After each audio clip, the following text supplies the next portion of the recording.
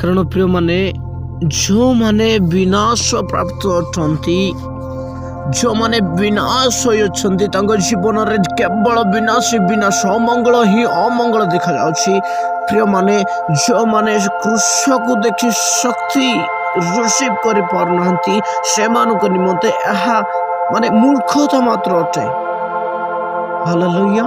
ତ ପରମେଶ୍ୱର ଦ୍ୱିତୀୟ କରନ୍ଥୀରେ କହନ୍ତି, କାରଣ ବିନାଶ ପ୍ରାପ୍ତ ହେଉଥିବା ଲୋକମାନଙ୍କ ପ୍ରତି କୃଷର କଥା ମୂର୍ଖତା ମାତ୍ର, କିନ୍ତୁ ପରିତ୍ରାଣ ପ୍ରାପ୍ତ ହେଉଥିବା ଆମ୍ଭମାନଙ୍କ ପ୍ରତି ତାହା ଈଶ୍ୱରଙ୍କ ଶକ୍ତି ଅଟେ। ହାଲେଲୁୟା। ପ୍ରିୟମାନେ, କାରଣ ବିନାଶ ପାଉଥିବା ଲୋକମାନଙ୍କୁ ଆମେ ଯଦି ବୁଝାଇବା କୃଷର ବିଷୟରେ, ଯୀଶୁଙ୍କର ମୃତ୍ୟୁ ବିଷୟରେ, ପୁନରୁତ୍ଥାନ ବିଷୟରେ, ଜନ୍ମ ବିଷୟରେ ଯଦି ଆମେମାନେ ପରମେଶ୍ୱରଙ୍କ ବିଷୟକୁ ସେୟାର କରିବା, ପ୍ରିୟମାନେ ସେମାନଙ୍କୁ ମୂର୍ଖତା ଦେଖାଯିବ। ସେମାନେ ବୁଝିଲେ ହେ ବୁଝିପାରନ୍ତି ନାହିଁ, ସେମାନେ ଗ୍ରହଣ କରିପାରନ୍ତି ନାହିଁ। ହାଲେଲୁୟା। ଏହା କିଛି ନୁହେଁ, କୃଷ କିଛି ନୁହେଁ, ଯୀଶୁ କିଛି ନୁହନ୍ତି, କିଛି ନୁହେଁ, ଏଟା ସବୁ ମିଛ ବୋଲି ବିନାଶ ପ୍ରାପ୍ତ ଲୋକମାନେ ଏହା କହନ୍ତି। କିନ୍ତୁ ପ୍ରିୟମାନେ, ଯେଉଁମାନେ ପରିତ୍ରାଣ ପାଉଛନ୍ତି, ହାଲେଲୁୟା, ପରିତ୍ରାଣ ପାଉଥିବା ଲୋକ, ମୋ ପରି ଲୋକ, ହାଲେଲୁୟା, ସେହି କୃଷକୁ ବିଶ୍ୱାସ କରି ଶକ୍ତି ପ୍ରାପ୍ତ ହେଇଥାଉ। ପ୍ରିୟମାନେ, ହାଲେଲୁୟା, ନୂତନ ଶକ୍ତିରେ ପରିପୂର୍ଣ୍ଣ ହୁଅନ୍ତି।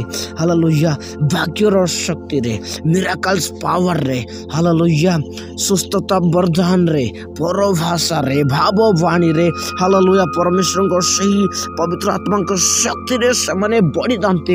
ହାଲେଲୁୟା, ପରମେଶ୍ୱରଙ୍କର ସେହି ଶକ୍ତିକୁ, କୃଷକୁ ମନେ ପକାଇ, ଯୀଶୁଖ୍ରୀଷ୍ଟଙ୍କର ରକ୍ତ ଯନ୍ତ୍ରଣାକୁ, ହାଲେଲୁୟା, ବ୍ୟଥାକୁ, ସେହି କଣ୍ଠାର ମୁକୁଟକୁ, ସେହି କ୍ଲେଶକୁ ମନେ ପକାଇ, ପ୍ରିୟମାନେ ଆମ ପରି ବ୍ୟକ୍ତିମାନେ ଯେଉଁମାନେ ସେ କୃଷକୁ ବିଶ୍ୱାସ କରନ୍ତି, ହାଲେଲୁୟା, ଆମ୍ଭମାନଙ୍କ ନିମନ୍ତେ ତାହା ଏକ ଶକ୍ତି ଅଟେ। କୃଷ ଏକ ଶକ୍ତି ଅଟେ, ଯୀଶୁ ନାମ ଏକ ଶକ୍ତି ଅଟେ, ଏହା ବୋଲି ଆମେ ବିଶ୍ୱାସ କରିଥାଉ। କିନ୍ତୁ ଯେଉଁମାନେ ବିନାଶ ପ୍ରାପ୍ତ ଅଛନ୍ତି, ଯେଉଁମାନେ ବିନାଶ ହେଇଯାଇଛନ୍ତି, ପ୍ରିୟମାନେ ଏହି ବିଷୟକୁ ସେମାନେ ରିସିଭ୍ କରିବେ ନାହିଁ, ଏମାନେ ପ୍ରତିବାଧା କରିବେ ଯୀଶୁ ଖ୍ରୀଷ୍ଟ କିଛି ନୁହନ୍ତି ବୋଲି। ପ୍ରିୟମାନେ, ଯେଉଁମାନେ ବିଶ୍ୱାସ ସହିତ ସେହି କୃଷକୁ ଆପଣାର କରନ୍ତି, ନିଜ ଉପରେ ବହି ନିଅନ୍ତି, ପ୍ରିୟମାନେ ସେମାନେ ବାସ୍ତବରେ ଈଶ୍ୱରଙ୍କ ଠାରୁ ଶକ୍ତି ପ୍ରାପ୍ତ ପାଇବେ। Hallelujah, hallelujah. ଏଥିପାଇଁ ପ୍ରିୟମାନେ ଏହା ଲୋକମାନଙ୍କ ନିମନ୍ତେ ମୂର୍ଖତା ହେଇପାରେ, ଜ୍ଞାନୀମାନଙ୍କ ଆଗରେ ଏଟା ମୂର୍ଖତା ହେଇପାରେ, କିନ୍ତୁ ଯେଉଁମାନେ ପରିତ୍ରାଣ ପାଉଛନ୍ତି, ଉଦ୍ଧାର ପାଉଛନ୍ତି, ହାଲେଲୁୟା, ସେ ଈଶ୍ୱରଙ୍କ ଶକ୍ତି ଅଟେ। ପ୍ରେଜ୍ ଦ ଲର୍ଡ।